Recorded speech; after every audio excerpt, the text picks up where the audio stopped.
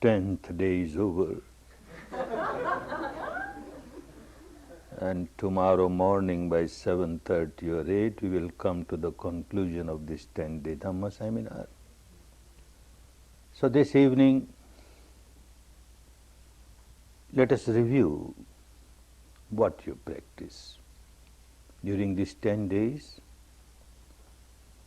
what you have practiced, so that any aspect of the technique, if it is not clear, it will become clear.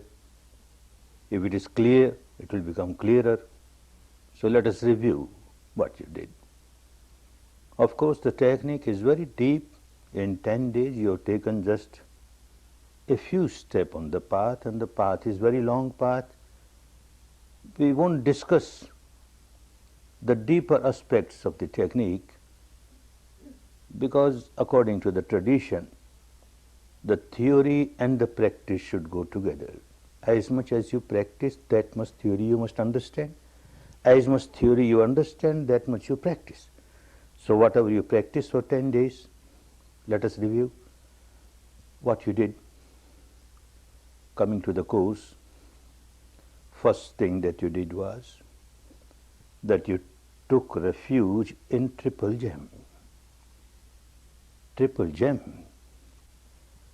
That means gem in Buddha, gem in Dhamma, gem in Sangha. And gem means very valuable qualities. The quality of Buddha, not in the person of Buddha, quality of Buddha, quality of Dhamma, quality of Sangha. This tradition of taking refuge in triple gem has unfortunately turned into converting people from one organized religion to another organized religion. Buddha was not interested in this. Anybody who becomes really liberated, really enlightened, has nothing to do with these conversions. What will anybody get by converting people from one religion to another religion? Say if whole of this country or whole of the world start calling themselves Buddhist and they don't practice Sila, Samadhi or Panya, what will they gain by this name? People don't call themselves Buddhist and they practice Sila, Samadhi and Panya. Their life will become better. They will live a happier life, more harmonious life, good for them, good for others. The life will be worth living. So Dhamma is to live a proper life. It has nothing to do with those organized religions. Quality of Buddha, quality of Dhamma, quality of Sangha. And out of all these three, Dhamma is of utmost importance. Therefore he kept on saying, you have to take refuge in Dhamma, Dhamma Saranam. You have to make an island of Dhamma for refuge. Dhamma Deepa. And what Dhamma? Not the Dhamma which is in the scriptures. No. Not the Dhamma that you hear from your teacher or you hear from Buddha, an enlightened person. Not that Dhamma. The Dhamma that you practice yourself, that is Dhamma for you. And this gives you all the protection, all the refuge. So he kept on saying, Atta Saranam, take refuge in yourself. Atta Deepa, make an island of yourself. Develop Dhamma within yourself, and this Dhamma which you have developed within yourself will be your real refuge, none else. He was not interested in establishing a sect, but unfortunately in his name, not one but many sects got established and the purity of Dhamma got lost. Dhamma remains pure only when it remains universal. The moment it becomes sectarian, it loses its essence. An enlightened person is not interested in sectarianism. Universal law of nature This is what he discovers, and this is what he explains to people, and this is what he advises people how to apply it in life. That is Dhamma. Not rites, rituals or ceremonies of this particular religion or that particular religion, a philosophical belief of this particular religion or that particular religion, nothing doing. This is law, universal law, law of nature, which is applicable to one and all. One may keep on calling oneself a Buddhist or a Christian or a Hindu or a Muslim or a Jew, makes no difference. The law of nature is law of nature. When you break the law of nature, you are punished, then and there. If you live in line with the law of nature, you are rewarded, then and there. You live a very happy life. And this applies to everyone. This is what a Buddha discovers. The law is there, Buddha or no Buddha. Even before Buddha, this law was there. Somebody breaks the law, somebody generates anger, hatred, ill will, animosity, passion, fear, ego, defiles the mind. Nature starts punishing then and there. This was there in before Buddha. This was there at the time of Buddha. This is there after Buddha. It will continue to be there. And that is why he said, Esa Dhammo Sanantano. This is Sanatan, that means eternal. This is always there, a Buddha or no Buddha. And one who comes out these defilements, nature starts rewarding. One starts living a liberated life, a happy life, harmonious life, good for oneself, good for others. This was so even before Buddha. This was so at the time of Buddha. This is so even after Buddha. Makes no difference. A Buddha discovers this law and applies it in his own life and becomes liberated. And then out of compassion starts distributing to others, distributing to others. It always remains universal. It has to remain universal, otherwise it will lose its efficacy. A Buddha is not interested in sect. Many a times you find him talking to people, he says, I am not interested in making you my disciple. I am not interested. I am not interested in breaking you from your old gurus. I am not interested in that. You have got certain aims of your life. If one has become a recluse, a monk or a nun, or even a householder, has some aim of the life to get liberated from the impurities of the mind. I am here to help you in that. I have got a technique which I will teach you, and practicing which you can come out of the fetters and bondages of these impurities. That's all. I am only interested in that. So very much detached. At the time when he was passing away, he says, I am not depending on the Sangha. I am not depending on these people, the congregation of the monks, the saintly people. I am not depending on them.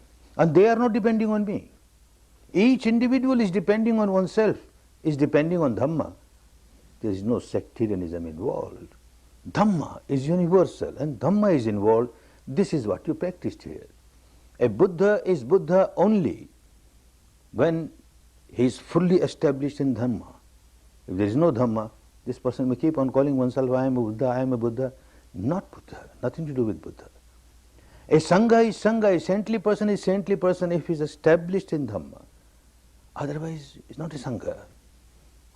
This has to be remembered very well, that when we take refuge in Triple Gem, we take refuge actually in Dhamma and try to develop Dhamma within ourselves, understanding fully well the Dhamma that I develop within myself. This Dhamma alone can give me all the security, can give me all the refuge, can give me all the protection, will help me.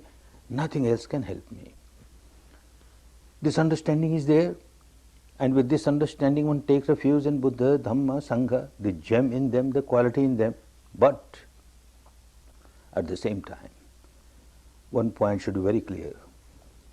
Anyone who is walking on the path of Dhamma, that means purification of the mind, there are many yardsticks to measure whether this person is really progressing on the path of Dhamma or not. One yardstick. Two qualities start developing in this person. Very essential. If these two qualities are not developing, then understand this fellow is only playing some intellectual game or emotional game or devotional game. He has nothing to do with Dhamma. He is not practicing Dhamma. What two qualities?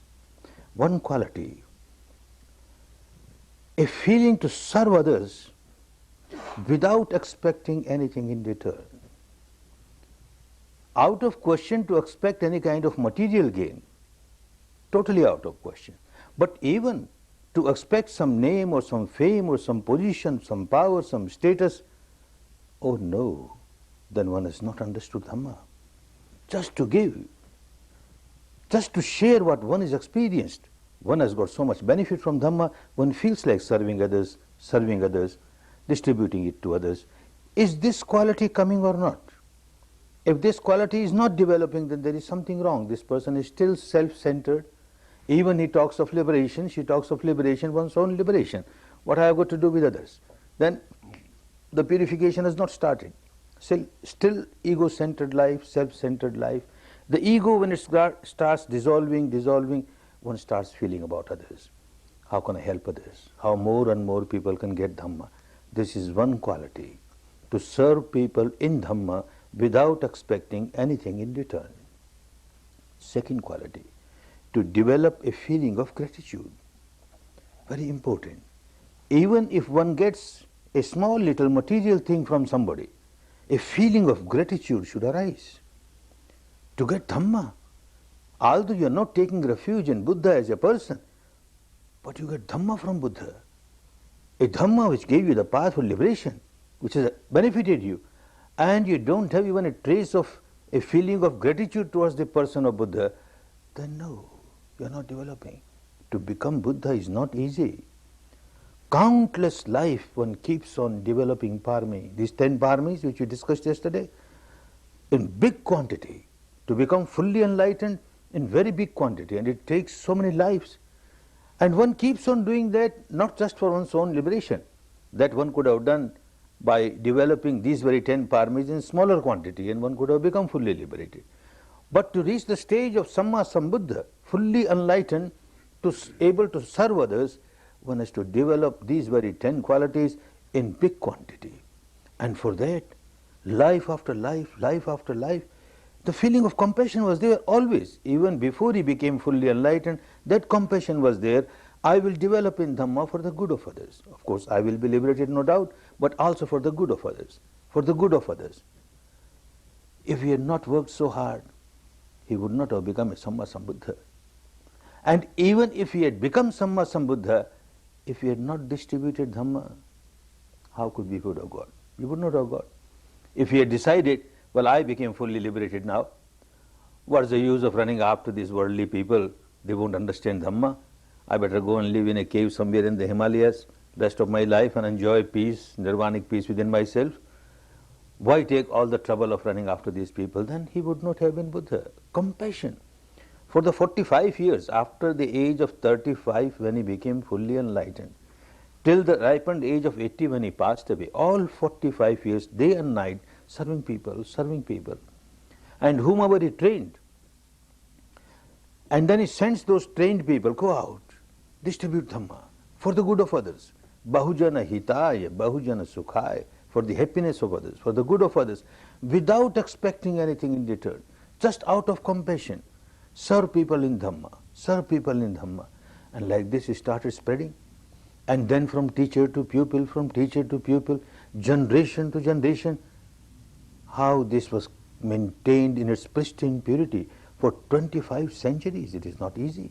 So all those people, the teachers, the line of teachers who maintained the purity of the technique, one feels a feeling of gratitude towards them, a feeling of gratitude towards Buddha, a feeling of gratitude to this line of teachers who maintained it in its pristine purity. Very difficult. People try to get it polluted just to satisfy the disciples. A disciple wants it in this way, all right, just to please the disciple. I come from business community, so I know very well. To satisfy the clients, clients are always right. The customer is always right. Customer wants this way, all right, this way. Wants this way, this way. Then one is not a Dhamma teacher. Quantity has no meaning. Quality is important. Even few people practice, but they should practice in the proper way. Not just to please people, to help people. Bahujana hitaya, bahujana sukhaya. All this line of teachers, how they maintained it in its pristine purity, one feels very much grateful to them. So this quality of having developed gratefulness towards Buddha is there, although it is not taking refuge in the person of Buddha, thinking that he will liberate. Because I have taken refuge in Buddha, now I can do whatever I like and Buddha will liberate me. Nothing doing. This is not Dhamma. It's against Dhamma. You have to liberate yourself. Buddha only can point out the path. He has pointed out. He has taught the technique. Technique is there. People have maintained it in its pristine purity. One has to work on it, develop in Dhamma and get liberated. But the feeling of gratitude is important. That is why this taking refuge in Triple Gem. And the next, you took 5 precepts. Understand all these 5 precepts. They are parts and parcels of this technique of meditation. There are many techniques. Even 25 centuries back, at the time of Buddha, there were so many techniques of meditation. There were so many teachers. 6 of them were very renowned teachers of those days. Out of those 6 renowned teachers, only one, besides Buddha, used to give importance to Sila, morality. But all the rest, just to please their customers, you can do whatever you like. You are free. You are free to break Sila if you feel like breaking Sila. You want to have this sensual pleasure? Go ahead, go do that. You want this pleasure? Go ahead, do that. This kind of madness was there. And yet, each one of them announced that I am a Buddha, I am fully liberated, I am fully enlightened. How soon people forgot about them. In their lifetime, of course, they became very popular. For some time, they remained popular. People thought it is very easy, you can break your Shila and do whatever you like, and yet you can become liberated. Wonderful, this path is good. But ultimately, it's polluted Dhamma. It can't give you the real benefit of Dhamma. So even in those days, even today, there might be teachers who might tell you Shila is not important. But so far as the purity of Dhamma is concerned, Shila is utmost importance. Those who keep on breaking Shila and think that they will develop in Dhamma, impossible. Doesn't matter, the progress may be slow, but your Shila must be perfect, must be perfect. This foundation should not become weak. And this is not because the Buddha says so. It is not because the scripture says so. After all, what the technique is? The technique is to purify the mind at the deepest level, at the root level. And whenever you break any of these 5 Shilas, you have to develop, you have to generate tremendous amount of impurity in your mind. When you kill, you have to develop anger, hatred, negativity, then only you kill. When you steal, you have to develop greed, craving, then only you steal. When you have sexual misconduct, then you have to generate a lot of passion, then only you can have sexual misconduct. Like that, every Shila, when you break a Shila, you have to generate a lot of impurity in the mind. And here you have come to practice to purify the mind. And you keep on breaking this purity of the mind. You keep on defiling the mind. How can you progress on the path? Without Shila, you can't take even the next step of Samadhi. Ordinary Samadhi, people can get it. But Samma Samadhi, right type of Samadhi, which will take you to Panya, which will take you to liberation, is not possible when one keeps on breaking the Shila. One has to maintain Shila, and to maintain Shila one must develop the mastery over the mind in a proper way. Now whether one must first practice to develop the mastery over the mind, or whether one should first practice maintenance of Shila, it has become very difficult to put the horse before the cart or the cart before the horse. Very difficult to find solution. Such courses started even at the time of Buddha. Come to a course like this. And because of the environment and because of heavy program from morning 4:30 till night 9:30, you have no opportunity to break your Shila. How will you break Shila? You are kept so busy. So you are maintaining your Shila, at the same time you are practicing Samadhi, and your Samadhi is becoming Samma Samadhi, right type of Samadhi. A Samadhi with the base of illusion, delusion, imagination can be practiced without Shila. A Samadhi with the base of verbalization, visualization, with the base of craving, with the base of aversion, can be practiced without Shila.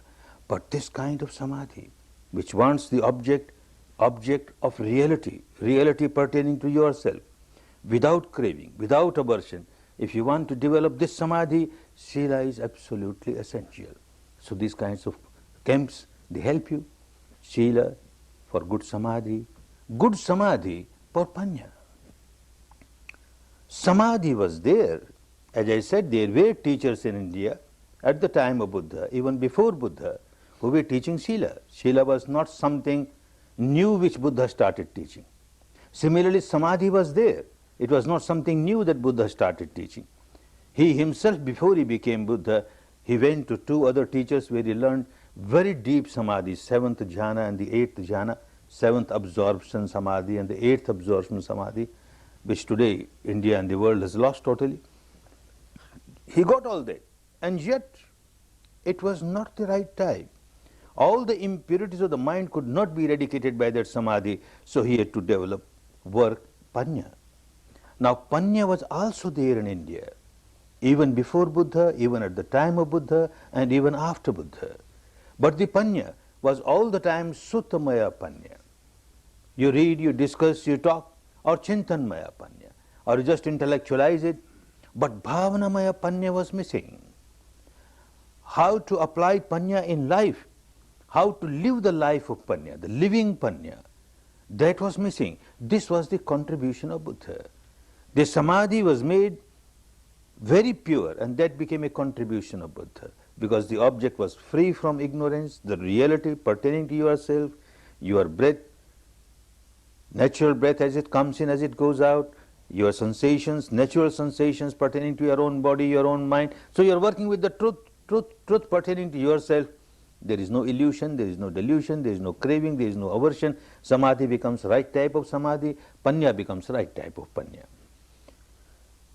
One has to keep in mind that if one really wants to progress on the path, the purity of the technique must be maintained. You come for 10 days just to examine, just to give a trial, a full justice to the technique. After 10 days, you are your own masters. We find that this is good, then don't mix up anything with it. Maintain its purity. Now, what is the purity of the technique? When you work for Samadhi, you started working with respiration. There are many techniques to develop Samadhi with the help of respiration. Certain types of practices are to regulate the breath, to control the breath. They have their own advantages. We are not here to condemn other techniques. But so far as this technique is concerned, the natural breath, as it comes in, the entire path, it uses the word yatha bhuta, as it is, not as you would like it to be, as it is. No created reality, no artificial reality, no imposed reality, the natural reality, as it happens from moment to moment, as it manifests itself from moment to moment. You are now observing the breath, natural breath. If it is deep, you just accept the reality, it is deep. If it is shallow, you just accept the reality, it is shallow. Passing to the left nostril, passing to the left nostril, or right nostril, right nostril, both nostril, both nostril. If it is shallow, you don't try to make it deep. If it is deep, don't try to make it shallow. If it is passing to the left, don't try to turn it to the right. If it is right, don't turn it to the left. Just accept the reality as it is, as it is, as it is. Of course, sometimes for a very new student, when the breath is very subtle, one cannot feel whether the breath has come in or gone out. So one is permitted to take just a few slightly hard breathings, conscious breathings, intentional breathings, but that should not remain an object of concentration all the time. Just a few, and then come back to natural, normal, soft breathing. If it is shallow, it is shallow. Soft, it is soft. Develop your awareness of the softest breath, the shallowest breath, the finest breath, and that is how you are sharpening your mind. Another important thing, while you are feeling your breath coming in, going out, you have to keep your attention on a small area. The smaller the area, the sharper the mind is bound to become. If you choose a big area of the body somewhere and keep your attention there and try to feel the breath coming in, going out, your attention will get concentrated, but your mind will not become that sharp to feel the subtlest sensation on the body. That is why he chose nasagga, he said, the front part of the nostril. keep your attention on this area. And from here you keep on observing the breath coming in, going out, coming in, going out. And this helps you that within 3 days you started feeling some sensation or the other. And this helped you to make your mind so sharp that by the time you were on the 4th day or the 5th day, you started feeling sensations everywhere. So area very important. You have to start and you keep on working on a smaller area at the entrance of the nostrils. Natural breath, pure breath, bare breath, mere breath, nothing but breath. No verbalization. Understanding fully well that if you start verbalizing any word along with the breath, your concentration will become easier. No imagination, no visualization, understanding fully well that if you start having vision of a shape or a form of any god or goddess, any founder of religion, this religion or that religion, this saintly person, that saintly person, this enlightened person, that enlightened person in whom you have got devotion. If you keep on imagining his shape or form, mind will get concentrated, but you will miss Vipassana. In Vipassana, all visualizations are prohibited, verbalizations are prohibited, imaginations are prohibited. Natural truth that keeps on manifesting itself, that's all. One reason why we don't allow these words to be used, because most of the time the words are nothing but the name of this particular god or that particular god, founder of this religion or that religion, and then it remains limited to a particular sect. A god who is very much respected by a particular sect, his or her name will not be recited by somebody else belonging to other sect. And Dhamma has to be universal, because our melody is universal.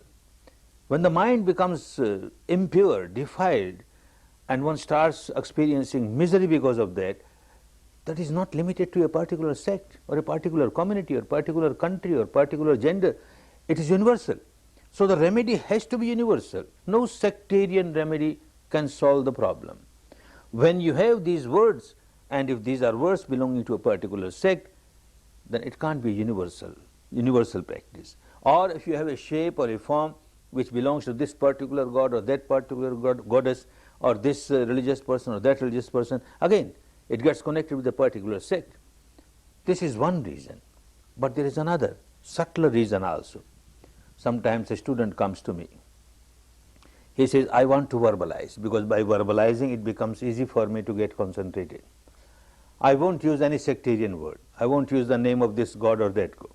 When the breath comes in, I will say 1. When it goes out, I say 2. This is universal. Anybody can say 1, 2, 1, 2.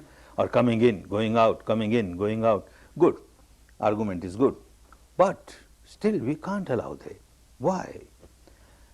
Because any word, you keep on repeating that word will become predominant for you, will become more important for you, you will forget all about the breath. Mind will get concentrated because of this word. You are repeating this word. Whether the breath is coming in or not, you will say in. Whether it is going out or not, you will say out. Out, in, out, in, out, in. You forget all about the breath. 1, 2, 1, 2, you forget all about the breath. Our purpose is not served. Our purpose is not just to concentrate the mind. Our purpose is to understand the reality pertaining to your own structure of mind and matter, how interaction is going on, and you have to reach the stage where you start feeling the sensations. You keep on repeating 1, 2, 1, 2, in, out, mind gets concentrated, but you can't feel the sensations, you can't understand what is happening within you, and you miss something very important. You miss Vipassana. Therefore, no verbalization. Another difficulty with verbalization is that every word that you repeat, and as you keep on repeating it again and again, every word has its own vibration. And then masters of mantra, they found out that certain words have very strong vibrations, like you strike a gong, and very strong vibration comes. Words like om, ing, ring, kling, bija mantras, they said. These words, if you keep on repeating, they generate very strong vibration in you. You get concentrated very easily. Your entire being gets engulfed in that particular vibration. But understand, this is a created vibration.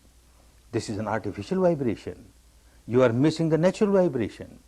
And Vipassana wants you to experience the natural vibration. These created vibrations are good to the extent that they won't allow any bad vibrations They work like a shield for you. But they are very harmful also, because they become a big barrier. They won't allow you to feel your own vibrations at the depth of your mind. What happens when you generate anger? What happens when you generate passion? When you generate fear? When you generate ego?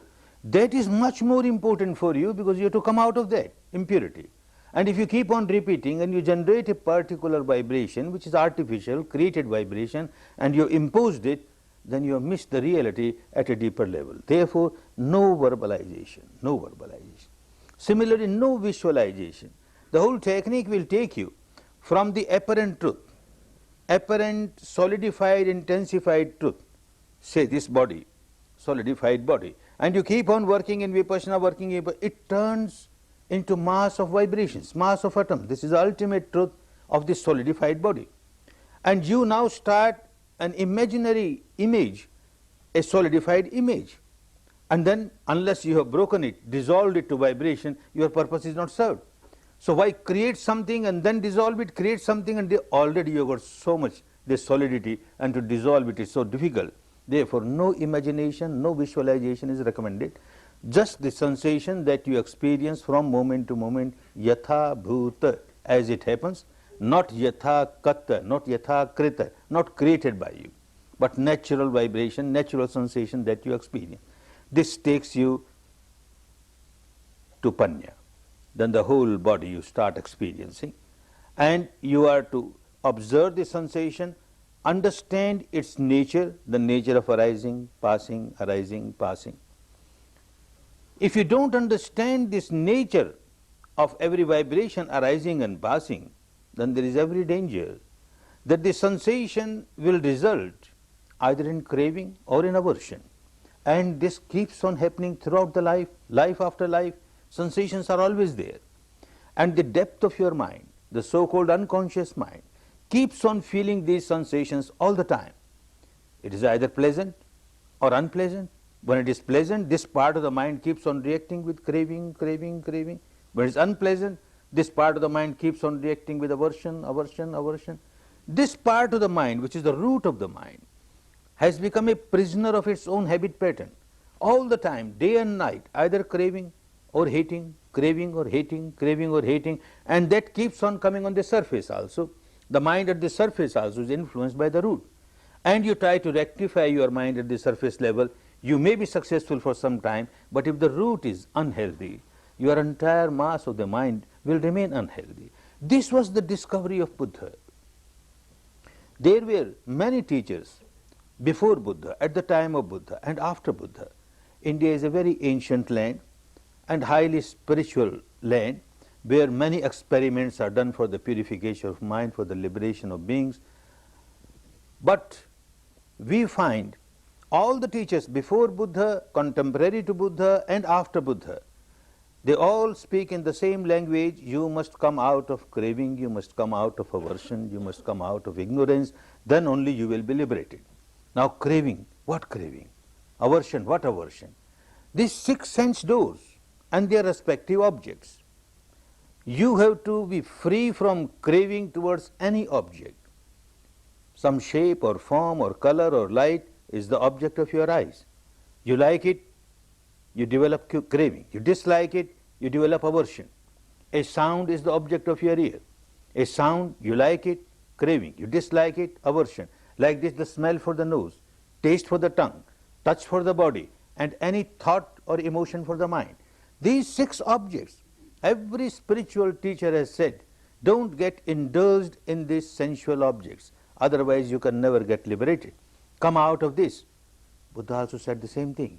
But Buddha went one step deeper, which nobody else could do.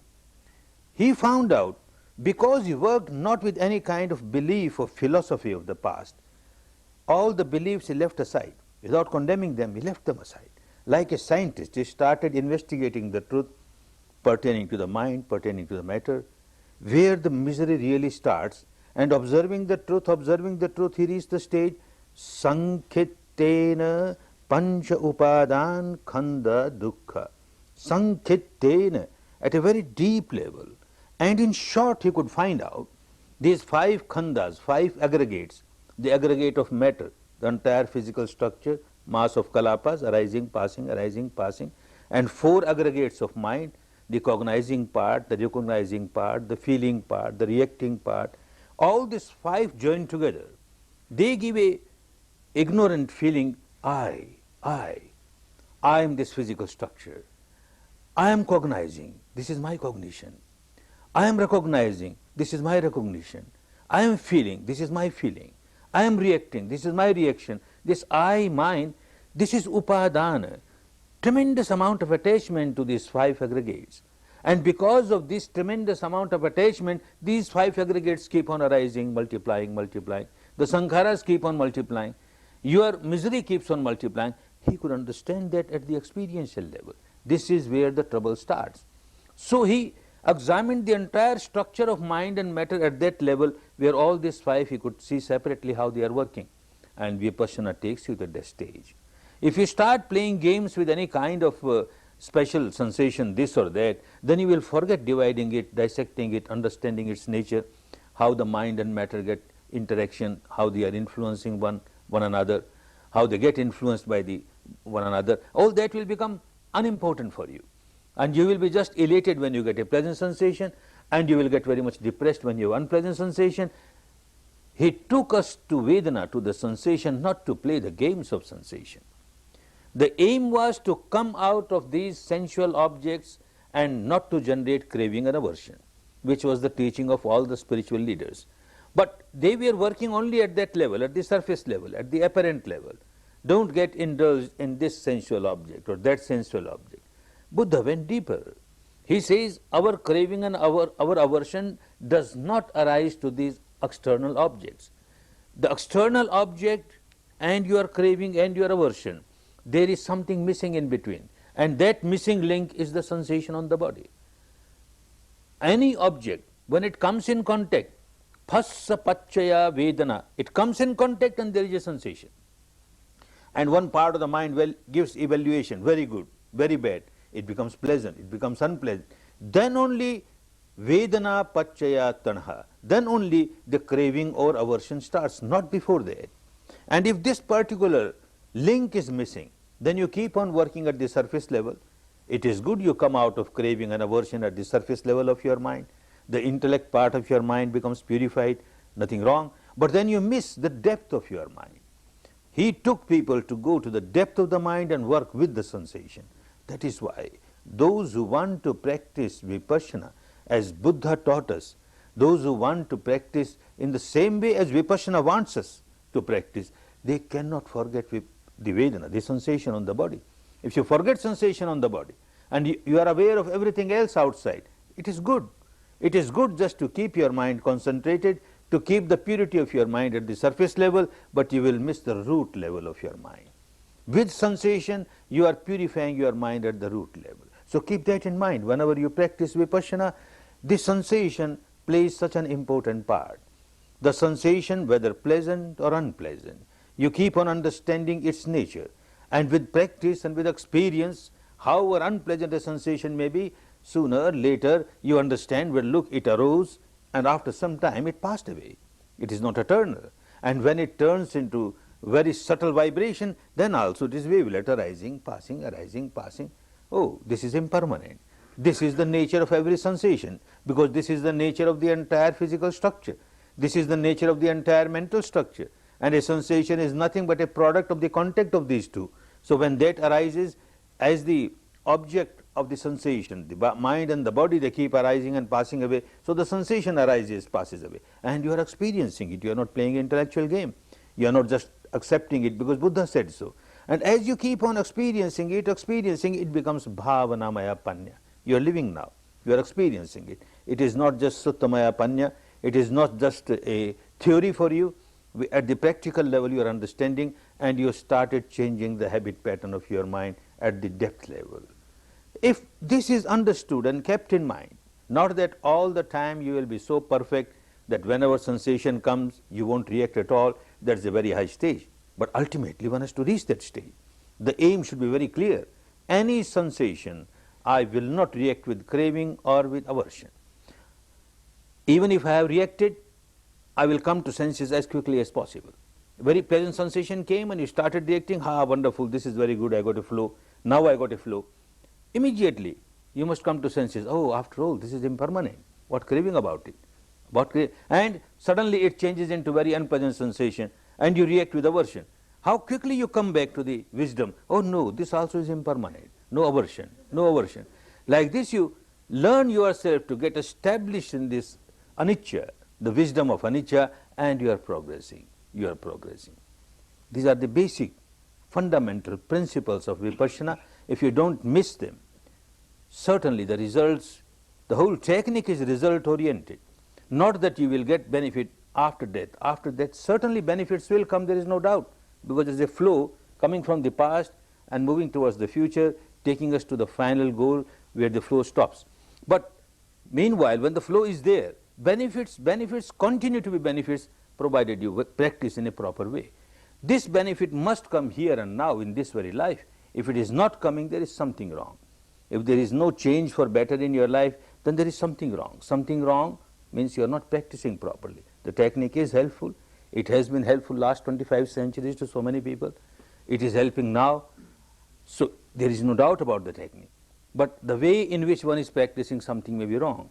So contact your teacher, your assistant teacher, your guide, and try to understand what is wrong, why I am not getting any benefit from it, why my anger has not diminished, my passion has not diminished, my ego has not diminished, my impurities are not diminishing, then there is something wrong somewhere. Keep on examining yourself. Don't expect magic or miracle that having one 10-day course, now you are free from craving, free from aversion. It doesn't happen. If it happens, I congratulate, very good. But it takes time. It's a long path, quite a long path.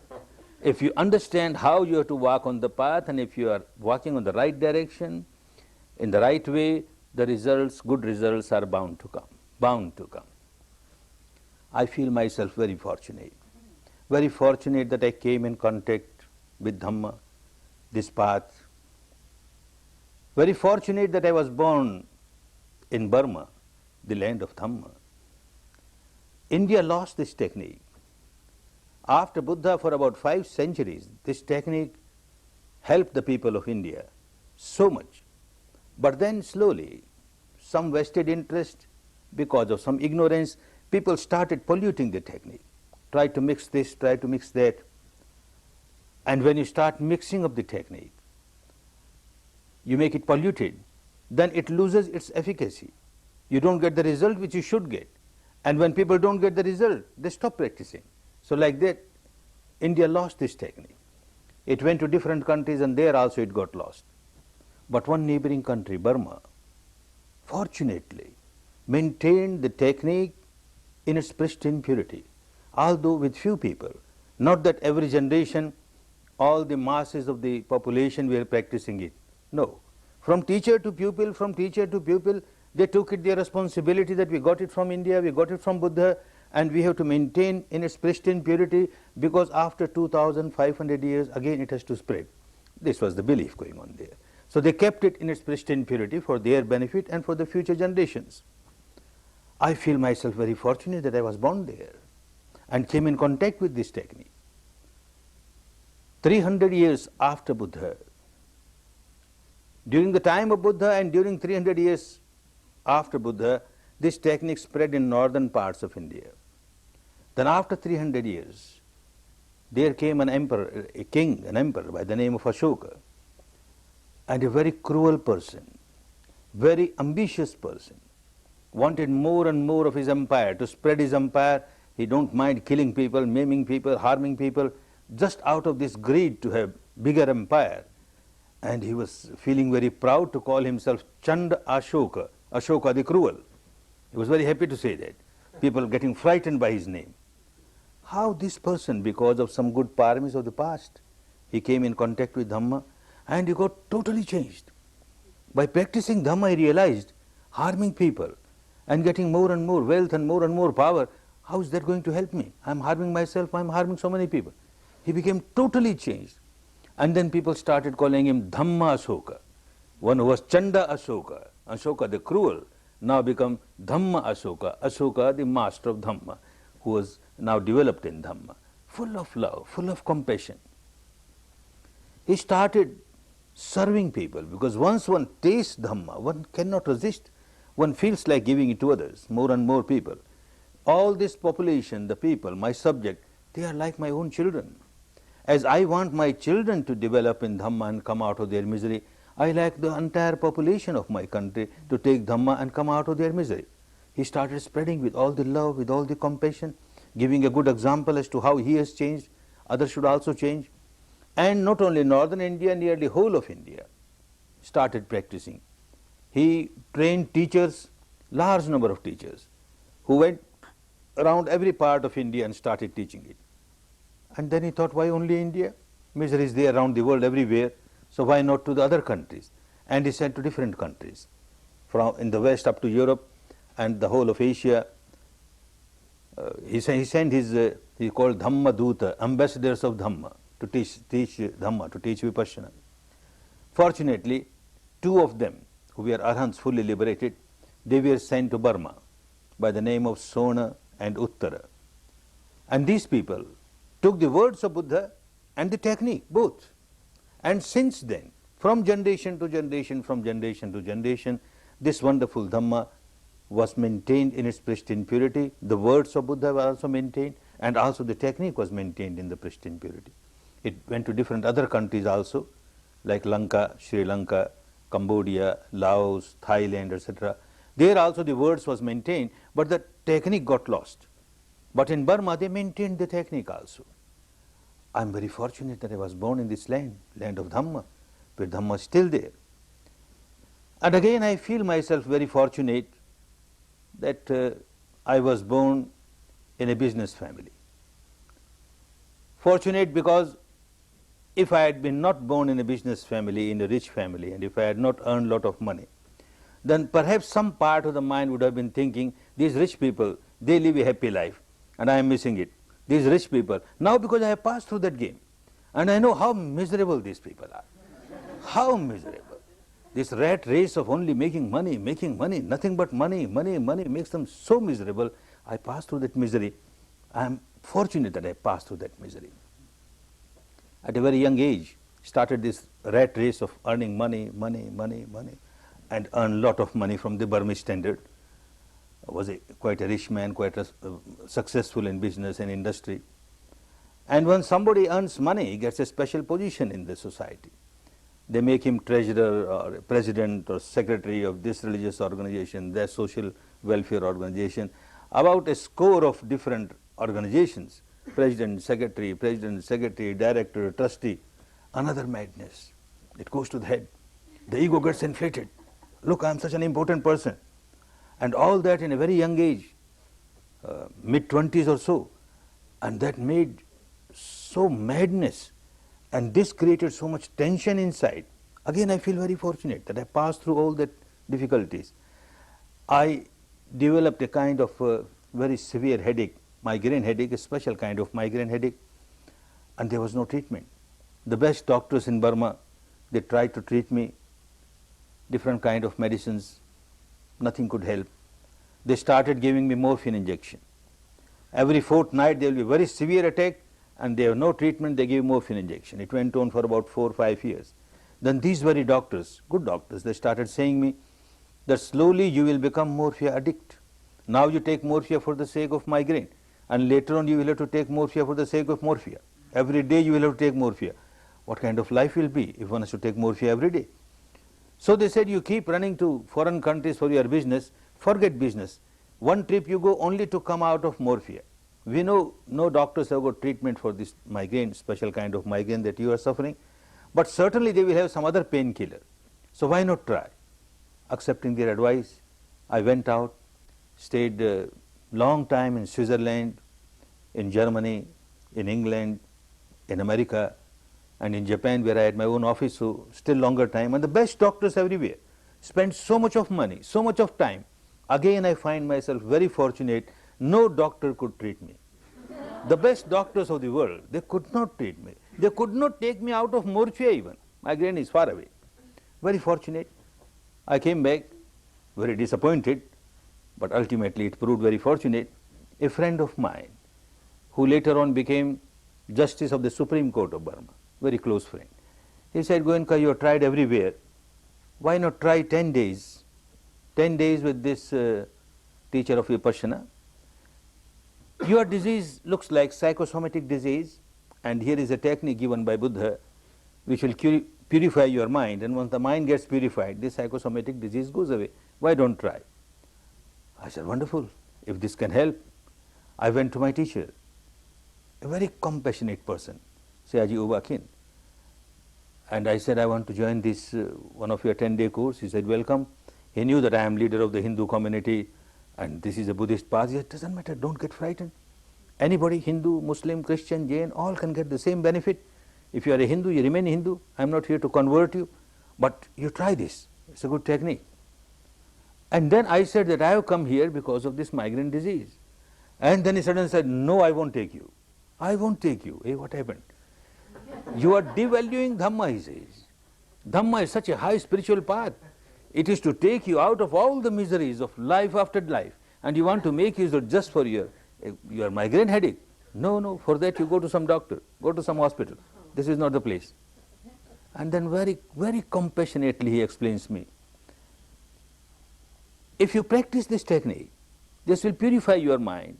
The source of your misery is impurity in the mind. When that goes away, all psychosomatic diseases are like byproduct. You will get the benefit. And then he explains me, you want to establish a sugar factory? For what purpose? To get sugar out of that factory, not molasses. Molasses will come as a byproduct. Nobody starts a sugar factory to get molasses. This is just a byproduct. So you don't come here just for your migraine. You come here for high spiritual path. Then only it will help you. I understood because he was so kind and so compassionate. His vibrations were so wonderful. Yes, I will join, sir. And I will join only for spirituality, not for this migraine. All right. If it is not cured, don't care. But going back home, the conditioning of the mind from the very childhood, born in a very staunch conservative Hindu family, and although we are taught from our childhood to have respect towards Buddha, Buddha is taken as the reincarnation of the God Almighty, the Creator, and he is the latest model of that God, ninth reincarnation. So we must have respect for him and all regards for him. But his teaching, oh no, no, no, his teaching is not good. Because he does not believe in soul.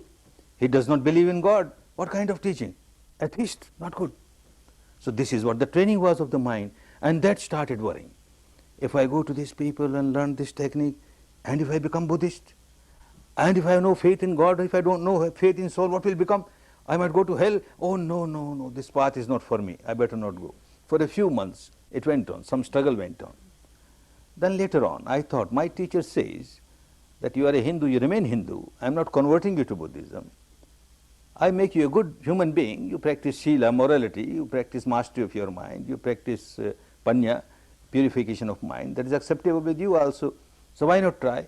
All right, I try. But with a strong determination that I will remain Hindu, I won't become a Buddhist. All right. I give a trial for 10 days. And I went there, very fortunate. Of course, like anybody else, the second day, I thought like running away. Because the conditioning of the mind. When I heard other people saying that when they meditate, they saw this light or that light, and I don't see any light. And my tradition says that if you see divine light, this is the stage of liberation.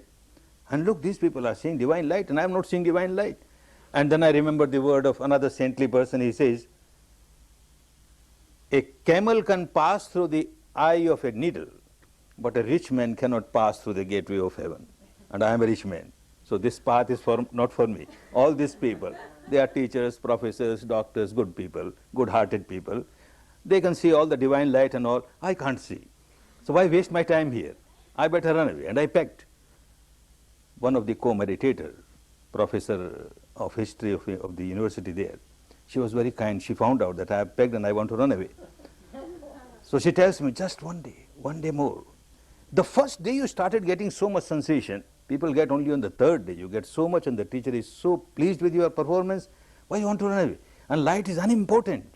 Don't give importance even if you feel light. Just one day, I feel so grateful to her. She kept me. Otherwise, I would have missed this wonderful path forever. I stayed there. And that evening when I entered my small little cell to meditate, as I sat down, a light came. This light, that light. Because the mind was not craving now. I am with my sensation. And suddenly a sound came. And with us a divine sound. Oh, this is divine sound. This is divine smell. This is divine light.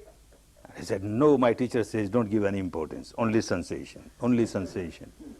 Very fortunate. I passed through all that. On the 5th day or 6th day, I was so fascinated by the whole teaching. Because as a leader of the Hindu community, I used to give lectures on Gita, I used to give lectures on Upanishad, on Vedanta, and everywhere the same teaching is there. Come out of craving, come out of aversion, come out of anger, come out of this, come out of that. But how to come out? There's no technique. Mere sermons, sermons, sermons. And here I find this is applied Gita, this is applied Vedanta. Here you get the practice. Wonderful technique which helps me to come out of my craving. I could not come out of my craving, my fear, my ego, my anger. And here is something which gives a practical path, how to come out of it. I got so fascinated. And after 10 days I found, yes, some change has started coming in the life. Some change has started coming in the life. And I started making use of it. I feel very fortunate that I was born in a country, Burma, which maintains this technique in its pristine purity, although with very few people. And they maintain the words of Buddha in the pristine purity, the technique of Buddha in pristine purity, and came in contact with this saintly person. With so much of compassion, he taught me Dhamma. For 14 years, taking my responsibility as a householder, I kept on working on this technique also. After 14 years, it so happened my parents had left Burma and they had gone to India. And my mother became very sick, some kind of psychic trouble she had. And I knew if she practices Vipassana, she will come out of it. But in those days, the Burmese government would not give a passport to their nationals to go out. I feel very grateful to the Burmese government. They gave me a passport to go out to India, to teach Vipassana to my mother. And I am very grateful to the India government. They gave me visa to stay longer and to teach technique to my mother. The first course was given within a month of my arrival in India. Buddha said that you cannot pay back the debt of gratitude of your parents. So difficult. Whole life you just keep on serving your parents, do nothing.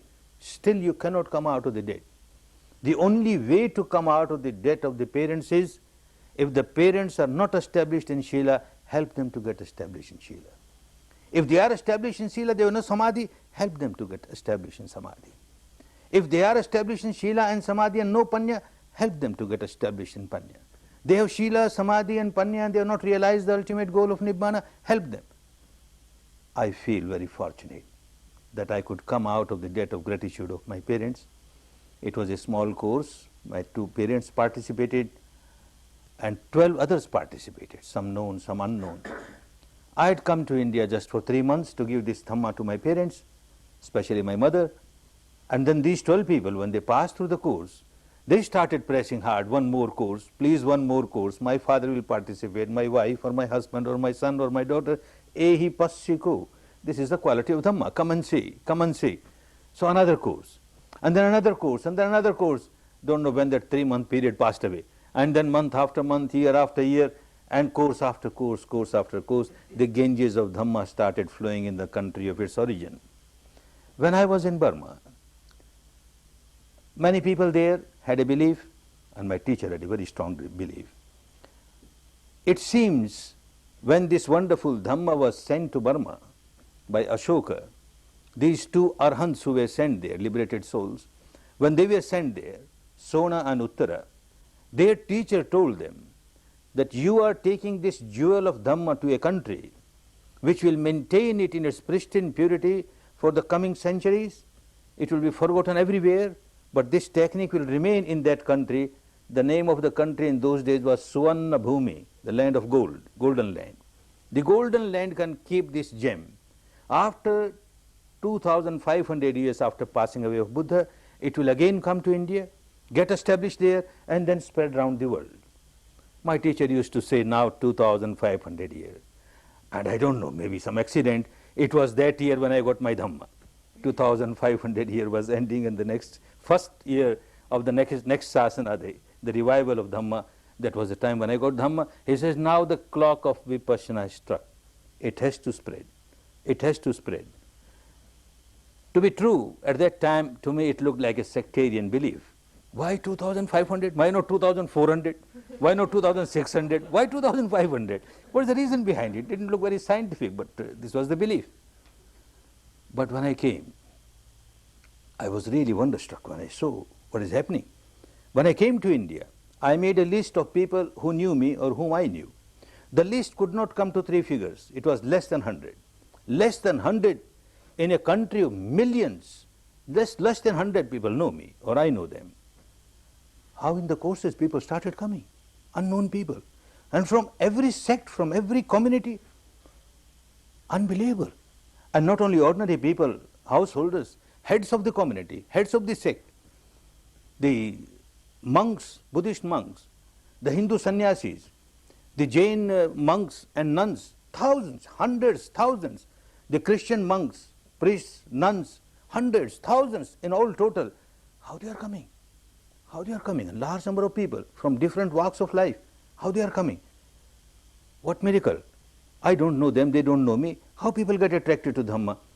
And then slowly it became clearer and clearer. People come to the courses. And when I come in contact with them, many of them, when I see them, meet them, discuss with them, talk with them, something starts inside feeling that this person is known to me from a long time. This person is known to me. Yes, known to me. So many lives. This person must have been meditating with me in Vipassana. Now the time has come. This person already has got seed of Vipassana, seed of Dhamma. And now the time has ripened for this person to grow in Dhamma, and not only help oneself, but help others. There is a potentiality of this person not only to help oneself, but help others also. And I also see there are people who have come just to take the seed of Dhamma. They have done some very good karma of the past, some very wholesome deed they have done. And the ripening of that deed has helped them to get a seed of Dhamma. So whether you belong to the category where you got the seed of Dhamma, or whether you belong to the category where you already had a seed of Dhamma and now you have come to develop in Dhamma, the wonderful jewel that you have got, make use of it properly. Don't just throw it away. I have seen one big defect in some students, and I keep on warning them. Many a time people come just to give a trial. Nothing wrong. Something new, one should first give a trial. But you keep on giving trial, only trial, and you never become serious to work. I see people coming to India, and they will go for this particular experience or that particular experience, have grass experience, or have some chemical experience, and then they go to some gurus, this Baba experience, this guru experience. And similarly, they come to Goenka experience, a Goenka trip. We had all those trips, now a Goenka trip. What you gain? All right, have a Goenka trip. Have 1, have 2, have 3, but ultimately make a decision. If you find that some other technique is good for you, work on that seriously and get benefit from it. Little bit here, little bit there, whole life you are wasting your lives. It's a very serious path. It is not just a mental entertainment or intellectual entertainment or emotional entertainment. Like somebody is thirsty and wants water, started digging a well. You dig a well about 10 feet, and then somebody says, no, their water is better. And you start digging there 10 feet. 10 feet here, 10 feet here. Whole life you keep on digging 10 feet, 10 feet. You won't get water at all. So have 1 or 2 trials, doesn't matter, but then make a decision. I must go to the depth where I get my water. So make trials and then make a decision that if this path is suitable to you, you find that this looks very logical, pragmatic, scientific, is not any kind of gurudom is involved, and no any kind of dogma is involved, no belief is involved. This is just pure science of mind and matter, and it has helped me, it gives good result, then work on it, work on it. To me, I am very sure it's a jewel, invaluable jewel. Nothing like this one can get in life. Fortunately, you got it now. Make use of it. Make use of it for your own good, and make use of it for the good of so many others. Dhamma is a wonderful jewel. One can come out of all the miseries of the life, all the miseries of the life, May all of you who have participated in this 10-day course make use of this wonderful jewel and come out of your misery, all the miseries. Enjoy real peace, real harmony, real happiness, real happiness. Bhavat Sarva Mangalang Bhavat Sarva Mangalang Bhavat Sarva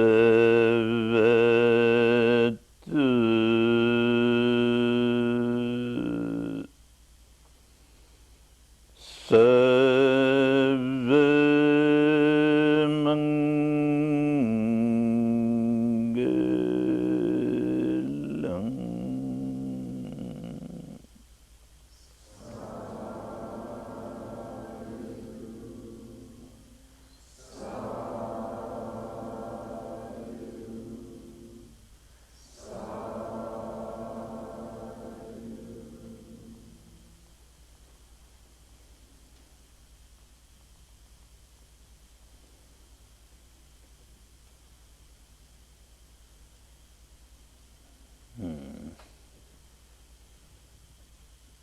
Take rest, take rest, take rest.